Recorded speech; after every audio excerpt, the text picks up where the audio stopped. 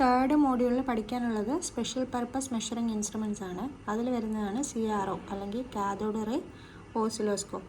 അപ്പോൾ അതിൻ്റെ block diagram ചോദിച്ചിട്ടുണ്ട്. ഇതാണ് ബ്ലോക്ക് ഡയഗ്രാം.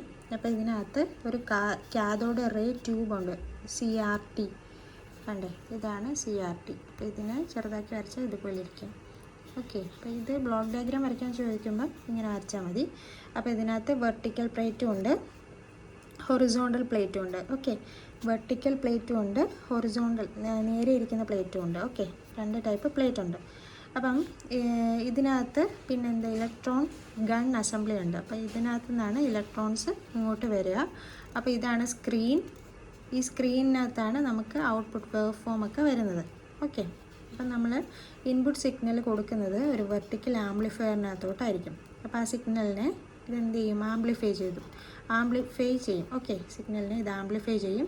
എന്നിട്ട് അതൊരു ഡിലേ ലൈനിലോട്ടാണ് കൊടുക്കുക. എന്നിട്ട് ആ ഇൻപുട്ടിൽ നിന്ന് ഒരു പാർട്ട് എങ്ങോട്ട് പോകും, ഒരു ട്രിഗർ സർക്യൂട്ടിലോട്ട് പോകും. ഓക്കെ, ഡിലേ ഇട്ടിരിക്കുന്നത് എന്തിനാണെന്ന് വെച്ചാൽ നമ്മൾ ഒരു പാർട്ട് ഇങ്ങോട്ട് കൊടുക്കുന്നില്ലേ, അപ്പോൾ ഇവിടുന്ന് കൊടുക്കുന്ന ഇൻപുട്ട് ആദ്യമേ വെർട്ടിക്കൽ പ്ലേറ്റ്സിൽ വരും ഇല്ലേ, എന്നിട്ട് ഇവിടെ നിന്ന് ഒരു സിഗ്നൽ ഇങ്ങോട്ട് കൊടുത്തിട്ട് അത് ഹൊറിസോണ്ടൽ പ്ലേറ്റിലും വരും ഇല്ലേ. അപ്പോൾ ഇത് ഇവിടെ നിന്ന് ഹൊറിസോണ്ടൽ പ്ലേറ്റിലോട്ട് വരുന്ന വരെ ആ ഒരു സമയമുണ്ടല്ലോ, ആ ഒരു സമയം ബാലൻസ് ചെയ്യാൻ വേണ്ടിയിട്ടാണ്, രണ്ടും ഒരേ സമയത്ത് എത്താൻ വേണ്ടിയിട്ടാണ് ഇവിടെ ഒരു ഡിലേ ലൈൻ വെച്ചിരിക്കുന്നത് കേട്ടോ. അപ്പം എന്താണ്, നമ്മൾ കൊടുക്കുന്ന സിഗ്നൽ ഡിലേ ലൈനിലോട്ട് പോകും, അവിടെ നിന്ന് അത് വെർട്ടിക്കൽ പ്ലേറ്റ്സിലോട്ട് വരും. ഒരു ഇൻപുട്ടിൻ്റെ കുറച്ച് ഭാഗം ട്രിഗർ സർക്യൂട്ടിലോട്ട് പോകും. ആ ട്രിഗർ സർക്യൂട്ട് എന്ത് ചെയ്യും, ഇവിടെ ഒരു ടൈം ബേസ് ജനറേറ്റർ ഉണ്ട്. ആ ജനറേറ്റർ എന്ത് ചെയ്യും, ഒരു സോ ടൂത്ത് വേവ് ഫോം ഉണ്ടാക്കും. ഓക്കെ, CRO തനിയെ ഉണ്ടാക്കുന്ന വേവ് ഫോമാണ് ഈ പറഞ്ഞ ഹൊറിസോണ്ടൽ പ്ലേറ്റിൽ വരിക. ഓക്കെ, അപ്പം ഒരു സോ ടൂത്ത് ജനറേറ്റർ ഉണ്ട്. അത് ആ ജനറേറ്റ് ചെയ്ത വേവ് ഫോമിനെ ആംപ്ലിഫൈ ചെയ്യും. ഓക്കെ, ഹൊറിസോണ്ടൽ ആംപ്ലിഫയർ വെച്ചിട്ട് ആംപ്ലിഫൈ ചെയ്യും. എന്നിട്ടത് ഹൊറിസോണ്ടൽ പ്ലേറ്റിലോട്ട് കൊടുക്കും. ഓക്കെ, അപ്പോൾ എന്ത് ചെയ്യും, അതിനനുസരിച്ച് ഇലക്ട്രോൺ ഗണ്ണിൽ നിന്ന് ഇലക്ട്രോൺസ് വന്നിട്ട് സ്ക്രീനിൽ നമുക്ക് ഔട്ട്പുട്ട് കാണാൻ പറ്റും. ഇനി ഇതിവിടെ പറയുന്നുണ്ട് CRO കൺസിസ്റ്റ് ഓഫ് എന്തൊക്കെ സാധനങ്ങളുള്ള CRT കാഥോഡ് റേ ട്യൂബ് ഉണ്ട്, വെർട്ടിക്കൽ ആംപ്ലിഫയർ ഉണ്ട്, ഡിലേ ലൈൻ ഉണ്ട്, ട്രിഗർ സർക്യൂട്ട് ഉണ്ട്, ടൈം ബേസ് ജനറേറ്റർ ഉണ്ട്, ഹൊറിസോണ്ടൽ ആംപ്ലിഫയർ ഉണ്ട്, പവർ സപ്ലൈ ഉണ്ട്. CRT എന്ന് പറയുന്നതാണ് മെയിൻ അല്ലേ, ഇവിടെയാണ് ഇതുണ്ടെങ്കിലേ ഇത് വർക്ക് ചെയ്യുള്ളൂ അല്ലേ. അപ്പോൾ അതുകൊണ്ടാണ് അതിനെ പറയുന്നത് ഹാർട്ട് ഓഫ് ദി ഓസിലോസ്കോപ്പ് എന്ന് പറയുന്നത്.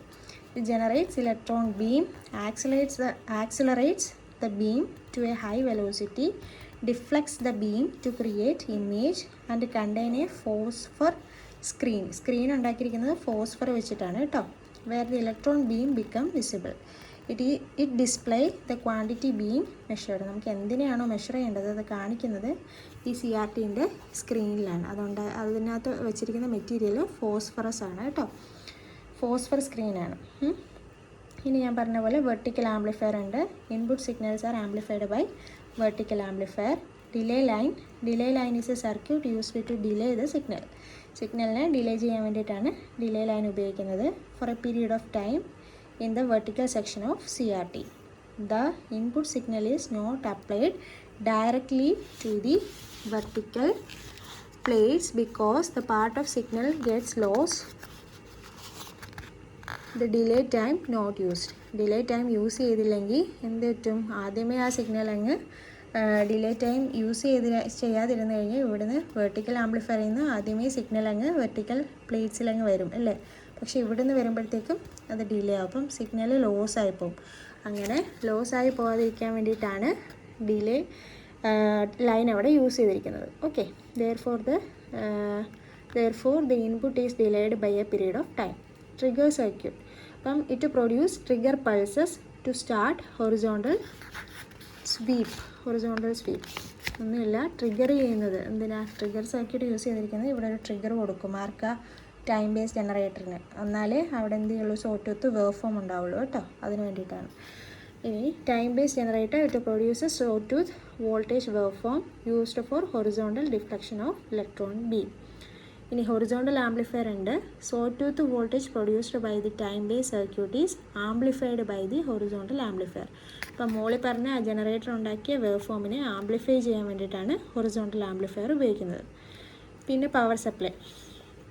The high voltage section is used to power the electrodes of CRT and low voltage section is used to power the electronic circuits of CRO. അപ്പോൾ ഇവിടെ രണ്ട് സപ്ലൈ ആണ് കൊടുക്കുന്നത് കേട്ടോ. ഹൈ വോൾട്ടേജ് സപ്ലൈയും low voltage supply ഉണ്ട്.